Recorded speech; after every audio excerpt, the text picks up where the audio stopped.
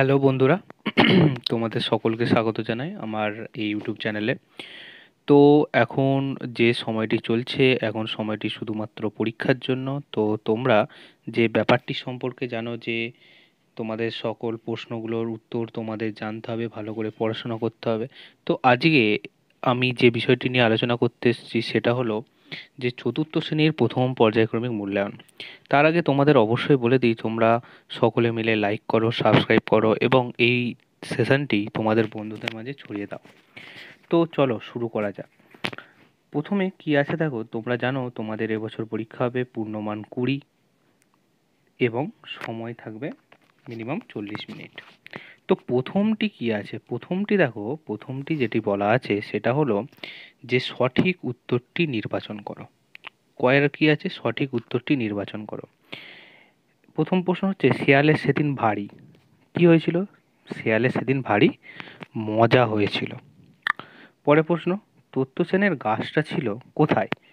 বাড়ির উঠানে, বেড়ার কাছে না বাগানের কাছে? কি হবে বলো? এটা হবে বেড়ার কাছে। পরে কি আছে, যে আম জাম না চা বাগিচার তলায় যেন তারা হেসেছে। তাহলে উত্তর কি হবে? আম বাগিচার তলায়। পরের প্রশ্নটি দিয়ে আছে যে হযবরল হলো। হযবরল হলো একটি খেলনা, বই, ট্রেন। আচ্ছা তোমরা জানো হযবরল কি? হযবরল হচ্ছে একটি বই। কে লিখেছেন বলো তো? তিনি লিখেছেন সুকুমার রায়। তাহলে হযবরল হলো একটি বই। পরের প্রশ্ন, বিশ্বজোড়া পাঠশালা ছাত্র হলেন কে? সুনির্মল বসু, গোলাম মোস্তফা না রবীন্দ্রনাথ? বিশ্বজোড়া পাঠশালার ছাত্র কে হলেন? ছাত্র হলেন সুনির্মল বসু। পরের প্রশ্ন কি আছে, বনের খবর গল্পতে অযোধ্যা, নীলগিরি না লুসাইয়ের কথা আছে? কি আছে? লুসাইয়ের কথা। পরবর্তীতে দেখো এখানে দেয়া আছে যে এলোমেলো বর্ণগুলোকে সাজিয়ে নতুন শব্দ তৈরি করো। প্রথম প্রশ্নটা দেখো যেটা আছে তার উত্তর হবে যে পালোয়ান। প্রথম প্রশ্নটা হচ্ছে পালোয়ান। আমি জাস্ট উত্তরগুলো বলে দিচ্ছি, তোমরা যে যার এগুলো খাতায় লিখে নিতে পারো। পরেরটি কি হবে? পরেরটি হবে টেলিভিশন। তারপরেরটি কি হবে? তারপরটি হবে নারিকেল। দেন তারপরটা হবে লেখাপড়া। তারপরটি হবে ছাগলছানা এবং একদম পরেরটা হবে কি? আয়োজন। এবার আমরা পরের দেখি কি আছে। পরের দেয়া আছে যে কোনটি বেমানান পদ হবে সেটিকে চিহ্নিত করো। যেটি বেমানান সেটিকে চিহ্নিত করো। দেখো আমি বেমানানগুলো কিন্তু হাইলাইট করে রেখেছি, তোমরা চাইলে দেখো। কি আছে? প্রথমটা আছে গাছ, ডাল, পাতা, রাস্তা। তাহলে কোনটা বেমানান হবে? রাস্তা, কারণ গাছ, ডাল, পাতা এগুলো সব গাছের অংশ। পরেরটি দেখো ঘুঁটে, উনুন, কামান, রান্নাঘর। তাহলে এখানের মধ্যে কোনটা হবে বলো? এখানের মধ্যে হবে কামান। কারণ কি? কারণ ঘুঁটে, উনুন, রান্নাঘর এইগুলো হচ্ছে আমাদের জ্বালানি কাজে বা রান্নার কাজে ব্যবহার হয়, কিন্তু কামান, কামান তো যুদ্ধের কাজে ব্যবহার হয়, তাই না? পরেরটাই দেখো জ্যাঠা, দাদা, বাবা, কাকা। তাহলে কোনটা বেমানান? দাদা, কারণ দাদা হচ্ছে আমার নিজের বাবার পুত্র। আর জ্যাঠা, বাবা, কাকা এরা হলেন কি? এরা হলেন নিজেরা ভাই ভাই, তাই বেমানান দাদা। পরেরটাই দেখো সুমো, বক্সিং, ব্যাডমিন্টন এবং ক্যারাটে। তাহলে এদের এদের মধ্যে কোনটা হবে? এদের মধ্যে ব্যাডমিন্টন হবে, কারণ ব্যাডমিন্টন হচ্ছে একটি আলাদা আউটডোর গেম। কিন্তু এই যে সুমো, বক্সিং, ক্যারাটে এগুলো কিন্তু সব বেশিরভাগই মার্শাল আর্টের মধ্যে পড়ে যাচ্ছে। পরবর্তীতে দেখো আমাদের যেটি জানতে হবে সেটা হলো ক স্তম্ভের সাথে খ স্তম্ভ মেলাতে দেওয়া আছে। তাহলে ক স্তম্ভের সাথে খ স্তম্ভ মেলাতে হবে। তাহলে প্রথমে দেখে নিই ক স্তম্ভে কি কি আছে। নুন আছে, ধোঁয়া আছে, বিপুল আছে, আগুন আছে, পৃথিবী আছে, ঘাস আছে। তাহলে নুনের সাথে কার সম্পর্ক বলো তো খ স্তম্ভে? নুনের সাথে কার হবে?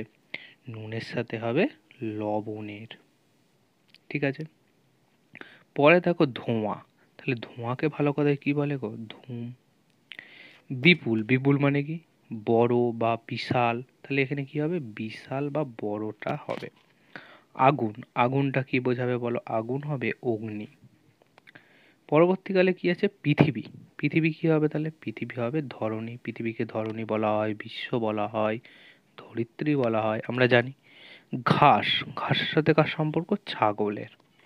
ঠিক আছে, তোমরা এইগুলো ভালো করে লিখে নাও, আমি পরবর্তী অংশে যাচ্ছি।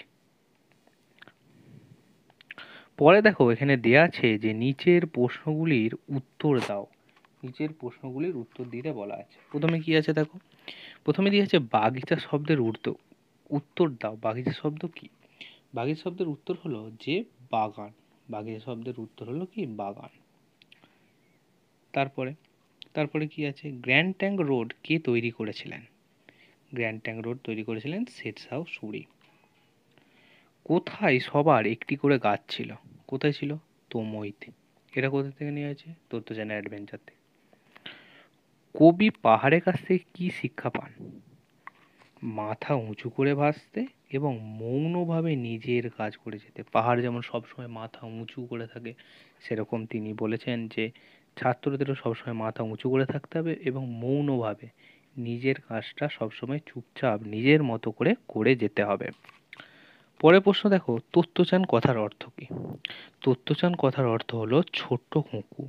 এটা 100% ইম্পর্টেন্ট, তোমাদের আজকে আমি বলে দিলাম, কারণ এটা পড়ে গেছে, এবারে তোমরা দেখতেই পাবে। পরের প্রশ্ন দেখো, বলা হয়েছে ভাষাপাঠ থেকে। তো ভাষাপাঠের যে ব্যাপারটি আছে সেখানে বলা হয়েছে যে বর্ণ কত প্রকার ও কি কি? বর্ণ কত প্রকার? বর্ণ হলো 2 প্রকার, যথা স্বরবর্ণ আর ব্যঞ্জন বর্ণ। পরে কি আছে, নাসিক্য বর্ণ কোনগুলি? তাড়িত বর্ণ কোনগুলি?